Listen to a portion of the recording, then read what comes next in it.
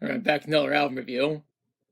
This is what I consider it to be my most anticipated review of the year because today we're going to be taking a look at The Art of Survival by Bush.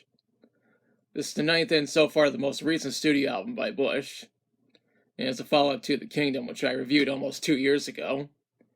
The album was recorded at 3 different studios: Kingston Sound and Grey Area Studios in Los Angeles, and Rack Studios in London. It is produced by Eric Ron and Gavin Rossdale, but with additional production by Tyler Bates.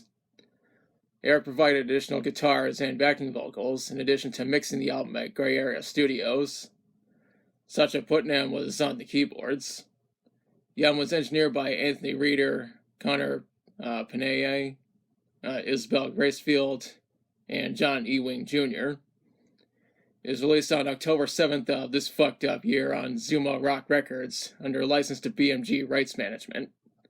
This makes this the second Bush album to be released on BMG Rights Management, and that was almost 2 weeks ago at the time of me uploading this video. It's also the second Bush album to have involvement from Tyler Bates and Eric Ron. With that out of the way, let's talk about the songs. The intro to this album is Heavy as the Ocean. This was the second single from the album, and the single was released on September 16th, 2022. The title is not a misnomer because it gives the listener a taste of just how heavy this album is. It's also the first Bush song where Gavin Rossdale says the word fuck. More specifically, the variation fuckery. There are more songs that come after this. Next song is Slow Me. You can clearly tell this song is in the realm of hard rock just by listening to it. After that is More Than Machines. So it's the very first single from the album. The single was released on July 26th, 2022. Gavin said in an interview with Loudwire that he wrote the song as a response to the destruction of women's rights due to the terrorist organization that is the GOP.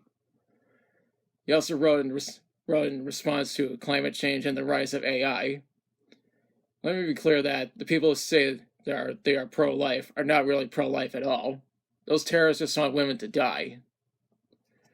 I'm going to mention that a music video was made for the song, and there is a link in the description.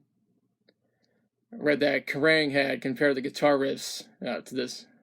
They compared the guitar riffs in this song to those from Korn's music. And that's an interesting connection because Korn performed at Woodstock '99, and Bush performed right after them. We followed up with May Your Love Be Pure. I will say that the song is quite enjoyable. That's followed up by Shark Bite. The song takes a turn towards the direction of post-grunge. It's a genre that Bush helped to popularize to begin with. Comes next is Human Sand. Personally, I think this is the best song on the album primarily because of the chorus. Up next is Kiss Me I'm Dead. This is one of the heaviest songs on the album, and it's one of my personal favorites mainly for its chorus. Louder sound compared this song to, and More Than Machines, to Alice in Chains and Black Sabbath. There is some connection right there because Bush went on tour with Alice in Chains and Breaking Benjamin earlier this year. Next up is Identity. The song is mostly in the realm of hard rock. The next song is Creatures of the Fire. The song is a major contrast from the previous one because it's more in the direction of post-grunge. It's pretty similar to how the song Undone from The Kingdom, and before that album, goes back to the hard rock genre. We followed up with Judas is a Riot.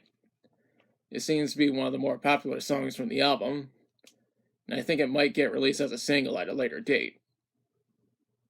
That's followed up by Gunfight. This is one of the heaviest songs on the album, and it kind of sounds like it should be used during an action scene of a movie that involves a gunfight.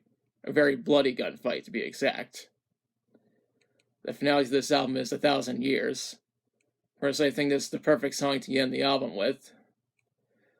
There's currently no info on how well this album has done commercially considering how recent it is. However, this is the highest rated Bush album in decades according to Metacritic, where it has a 74.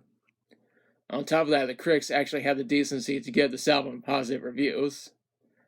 Well, mostly positive reviews, and rightfully so because Bush are one of my favorite bands. I haven't seen any reviews from Rolling Stone magazine pop up. And it's for the best because that publication really sucks at reviewing music. and that dickless white trash hipster shitbag known as Corey Grow is their worst critic. At this point, Corey Grow should just retire from music journalism because he always does an incredibly shitty job at it. I know I went off on a tangent there, but what can you do?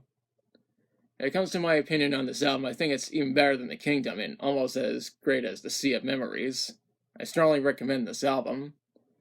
Before I conclude this review, I recently read an interview with Revolver where Gavin Rossdale said that singers of bands making solo work is, quote, a terrible idea and a dead end.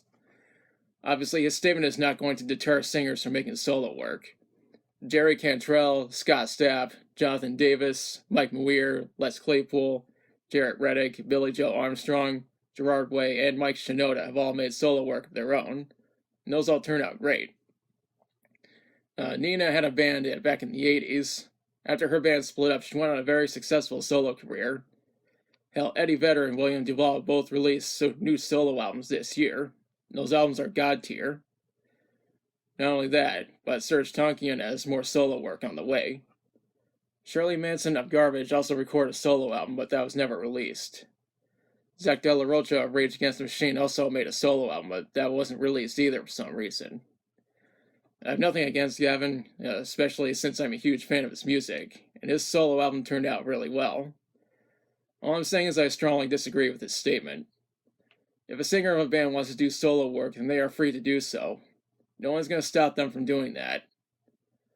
Now's the part where I question you. Have you listened to The Art of Survival? If so, what do you think about it? What's your favorite song from it?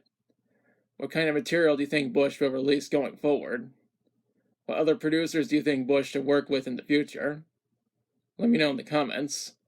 If you like the video, be sure to like, share, and subscribe. Be sure to press the notification bell to notify future uploads.